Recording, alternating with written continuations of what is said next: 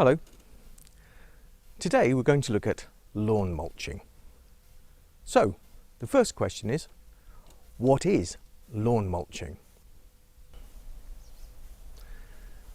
When we mow the lawn, normally using a collection bag, what happens is the lawnmower cuts the grass and then sends it to the bag. And then we empty the bag somewhere and continue mowing. Now what happens with mulching is slightly different. It starts the same. We cut the grass, but what happens next is the grass which is being cut is then shredded and put back on the lawn. So there is actually no need for a collection bag.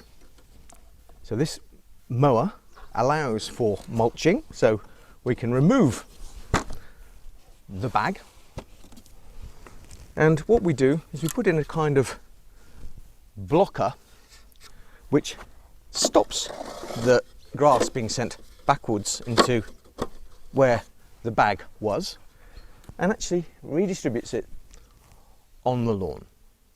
So that simply is lawn mulching. Now the question is, why do we mulch?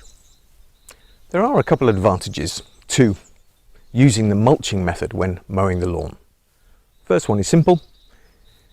You don't have a grass bag to empty when you're mowing because the mulching method doesn't use a grass collection bag. So you will mow the lawn in less time and with less effort. The second advantage is slightly more important in my opinion, because the mulching method actually redistributes the cut grass back onto the lawn. This cut grass will decompose and act as nutrition for the new grass that's growing. So in fact, you're looking after your lawn, you're feeding it. And if you're one of these people who spends money on buying fertilizers or grass treatments, maybe it's time to stop that and just concentrate on mulching, and you can save money. Not a bad advantage. So now, let's have a look at some of the supposed disadvantages. Advocates of the bagging method of lawn mowing often cite certain disadvantages with mulching. So let's look at those. The first one is this. They say that a lawn that's been mowed using the bagging method actually looks cleaner when it's been mowed. That's an aesthetic point of view, and I won't disagree. The second point is this. If a lawn has been cut using the mulching method, if you walk on it straight afterwards, particularly if it's wet, you will get little bits of grass attached to your footwear, which you can walk into the house. This is very true. It's a minor inconvenience, but it's a valid point. The third thing is thatch. Now, thatch is a build-up of decomposing vegetation on the lawn. And people say that if this builds up, it will slow down the growth of your new grass and maybe even harbour diseases.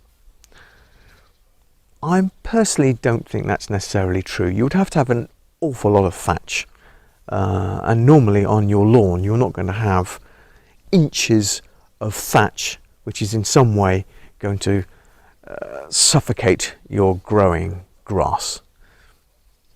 But it's certainly a point that's made. The last point is this. They say that if you have a diseased area on your lawn and you mulch it, you will in fact spread the disease further on the lawn. it's a good point. Having said that, if you are feeding your lawn with mulching, you're probably going to have a very strong resistant lawn, as opposed to a lawn that's being starved by not being mulched, which is more prone to having disease than maybe a mulched lawn. Again, it's a thing open to debate. So there, that's the disadvantages of mulching. So it's the end of the video, but just a little tip before I leave you.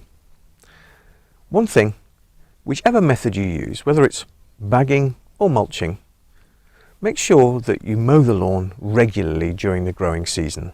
This will ensure a beautiful lawn in good health that you can enjoy all the way through the year. Thanks for watching.